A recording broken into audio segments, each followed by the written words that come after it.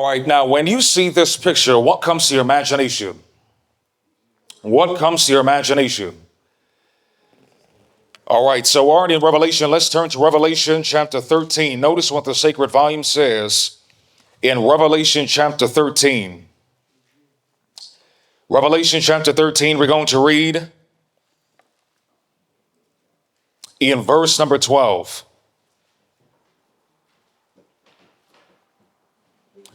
The Bible says, "And he exerciseth all the power of the first beast before him, and causeth the earth and them which dwell therein to worship the first beast, whose deadly wound was" what? It continues. "And he doeth great wonders, so that he maketh fire come down from heaven on the earth in the sight of men."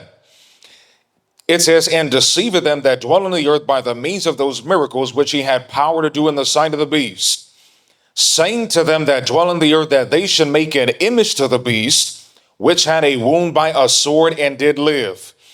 And he had power to give life unto the image of the beast, that the image of the beast should both speak, and cause that as many as would not worship the image of the beast should be" what? Should be killed. Now, is that serious? Do you think that the Bible is playing around when it uses this language? No, it doesn't. It says in verse 16, "And he causeth all, both small and great, rich and poor, free and bond, to receive a mark in their" what? In their right hand or in their foreheads. Now, if we're going to understand what the mark of the beast is, do you think that it is important to understand the idiosyncrasies of the beast itself? Yes. Now, in light of that, let's turn to the beginning of the chapter. Revelation 13, the beginning of the chapter. The Bible says in Revelation chapter 13 and verse number 1, it says, "And I stood upon the sand of the sea and saw a beast rise up out of the" what? Now, what does the sea represent in a prophetic context? Yes, talks about peoples. "Having 7 heads and 10 horns, and upon his horn 10 crowns, and upon his heads the name of" what? Blasphemy.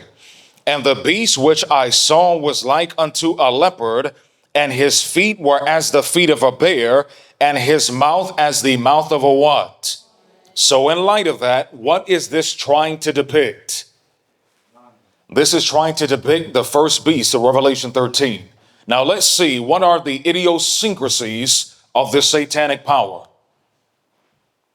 Now again, F.C. Gilbert, notice what he says as it pertains to this understanding of prophetic interpretation. This says, according to scriptural reckoning of time, there are 360 days in a Bible what? In a Bible year. This says 30 days equal a Bible month. Satan persecuted the church for a time, times, and half a time, 40 and what? Now, where did he get that 40 and 2 months from? Did he make this up himself? Well, let's read in chapter 13. Verse number 5, notice this in correlation to the first beast. It says, "And there was given unto him a mouth speaking great things and" what? "And blasphemies." It says, "And power was given unto him to continue" how long? 40 and 2 months. Now, how long is this 40 and 2 months? Yes, this is the 1260. Now, how many days are there in a Bible month? 30, and 30 times 42 is how much? Yes, so instead of 1260 days, it's 1260 years. Does that make sense? All right, it says, "These days are year days. Each day stood for a year." Now, does anybody know who this man was? Man by the name of John Calvin. Anybody ever heard of John Calvin? Notice what John Calvin says about this institution of the papacy. "Some persons think us too severe and censorious when we call the Roman pontiff Antichrist." Now, is it a very popular thing in today's society to call the Pope of Rome the Antichrist?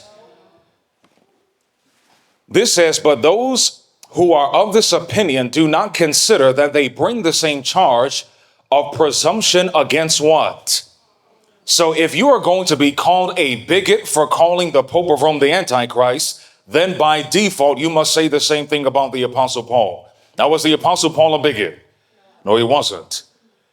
This says, after whom we speak and whose language we adopt, I shall briefly show that there are not capable of any what? Any other interpretation. In principle, if the Roman Catholic institution is not the Antichrist, then there is no Antichrist of Bible prophecy. All right, now when you see this, what comes to your imagination?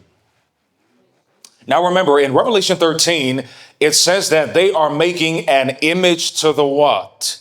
An image to the beast. So we must understand, what does the beast look like? Isn't that a good question? What does it look like? Now again, this is the Protestant Scottish historian J.A. Wiley. Notice what he says about the nature of Roman Catholicism. This says, it follows from the principles taught in this chapter that the church so-called of Rome has no right to rank amongst Christian churches. So is it even a Christian church?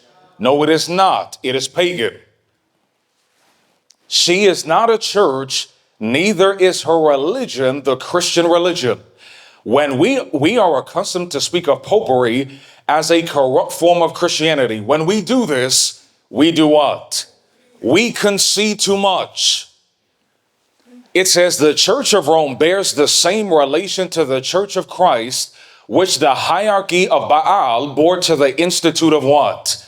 Now, was there any correlation between the religion of the Philistines and the religion of the ancient Hebrews? There was no correlation. This says popery is not a corruption simply, but a transformation. Popery is the gospel transubstantiated into the flesh and blood of what? Of paganism. So part of what Catholicism looks like, it is a pagan religion masquerading around as Christianity. Does that make sense? So this is saying that the United States, in its religious practices, will be paganism masquerading around as Christianity. Does that make sense? So I wonder if much of the Christianity practiced in this nation is really paganism. All right, let's continue. Now, this is a man by the name of John Fox. He wrote a very powerful volume called Fox's Book of Martyrs. Anybody ever heard of this volume? Notice what the man says. Such was the what? The Inquisition. Now, the Inquisition, was it like going down to Disneyland? Was it like going to Universal Studios and getting on a roller coaster? Now, what was the purpose of the Inquisition? We're actually going to find out the purpose of the Inquisition was actually for unity by means of torture and persecution. This says, such was the Inquisition declared by the Spirit of God to be at once the offspring and the image of what? So part of the image of the beast is the fact that it is a persecuting power. Does that make sense? It says, to feel the force of the parentage, we must look to the time in the 13th century or the 1200s. The popedom was at the summit of what? Of mortal dominion. This says it was independent of all kingdoms. Its power was what? It was immeasurable. But its nature was what? Because again, who gave power unto the beast? According to the Bible, the dragon. Now, if you are gaining power from the dragon, are you going to be manifesting the principles of the gospel? It is an impossibility. This says Rome in the hour of its consummate grandeur teemed with the monstrous and horrid birth of the what? So we have 2 points. The Roman Catholic institution is a pagan religion masquerading around as Christianity, and then it is also a persecuting power, killing anyone that does not agree with its doctrines. Does that make sense? So this is saying that the United States was also going to practice these principles. Now, are we currently doing this as a nation? Yes, we are. Notice. Again, Lord Acton, and it's amazing. Lord Acton, he's famous for the phrase that power corrupts and absolute power corrupts absolutely. And it's amazing because this man was a Roman Catholic. But notice what he says. The principle of the Inquisition was what? It was murderous. The popes were not only murderers in the great style, but they also made murder the legal basis of the Christian church and a condition of what? On pain of death, if you did not rat people out to the Inquisition, you yourself would be killed.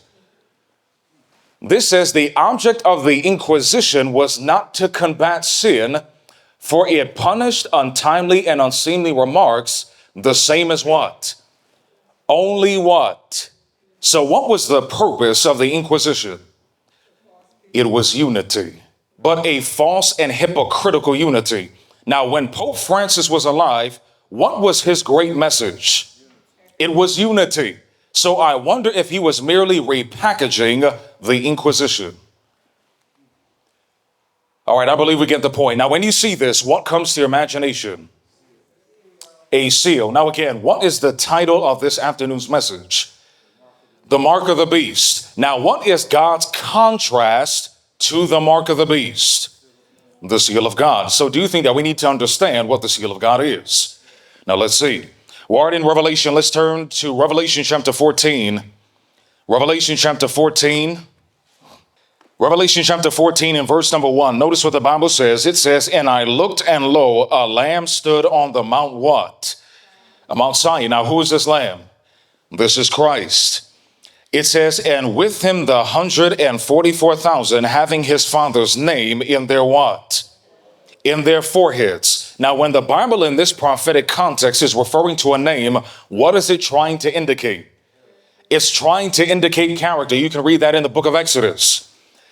It says, and I heard a voice from heaven as the voice of many waters, and as the voice of a great thunder, and I heard the voice of harpers harping with their what? Harping with their harps. Now let's get a greater understanding. Let's turn to chapter 7. Let's turn to chapter 7 of the same book, Revelation chapter 7, and we're going to read in verse number 1. Now, is everybody following the sequence? All right.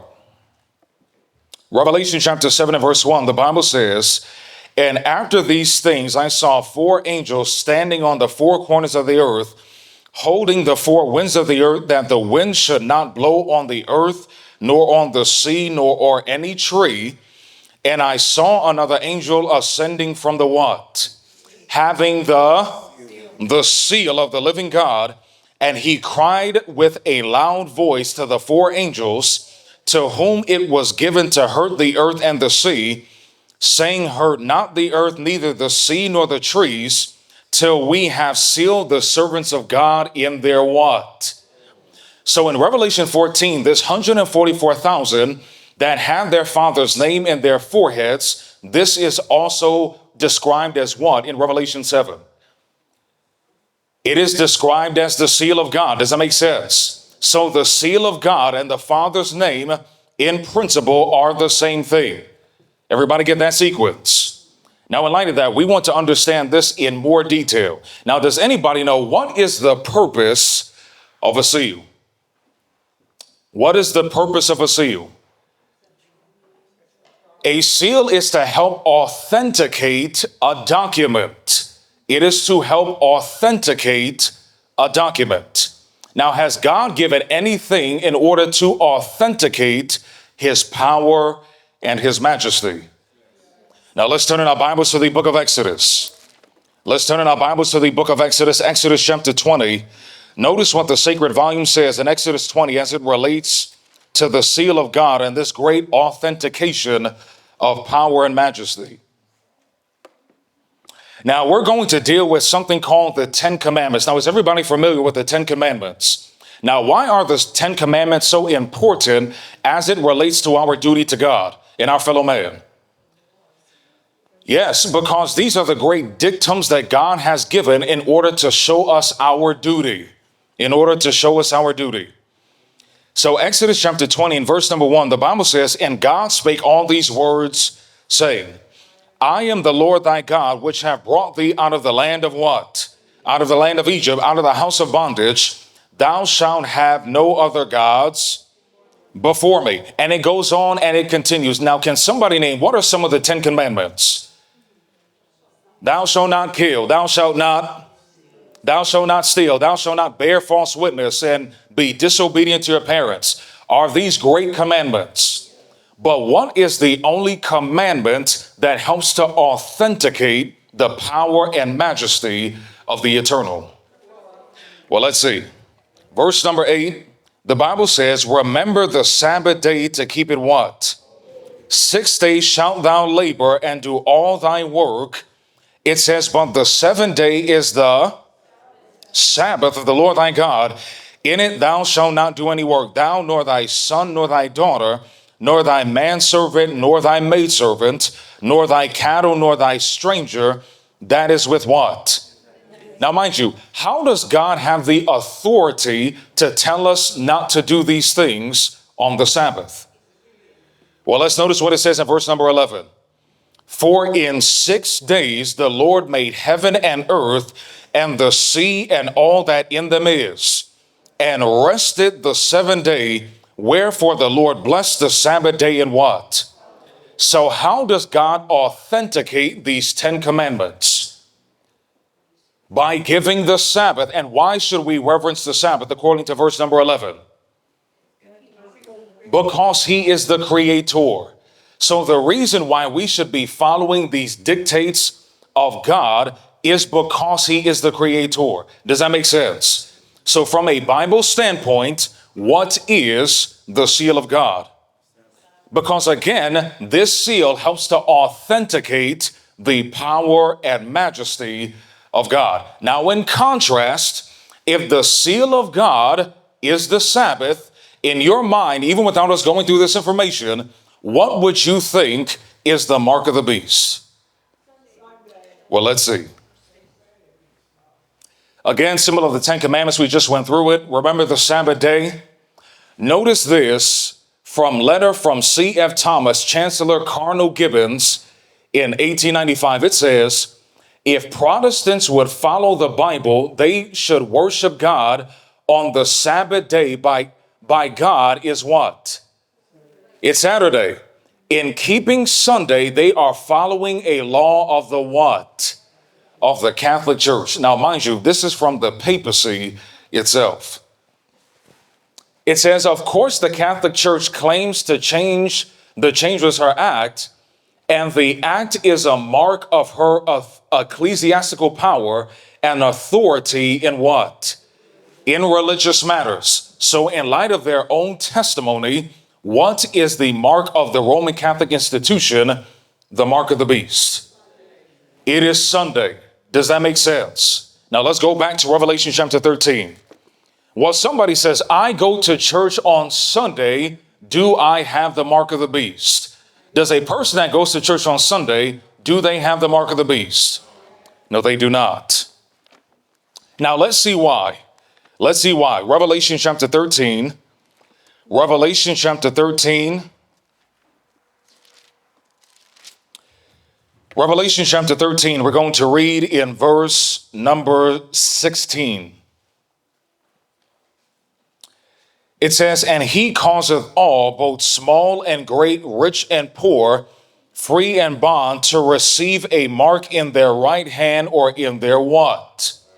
In their forehead. So this is saying that the Roman Catholic institution, with the help of the United States, is so going to control this planet that they are going to try and compel people to honor the Sunday, which is the mark of the beast. Does that make sense? Now, have we reached a time when the Roman Catholic institution and the United States are currently doing this? Well, not yet. This mark of the beast has not yet been passed. This reality has not yet taken place. Now, are the parameters in place in order to enforce this observance of the Sunday? Well, let's see.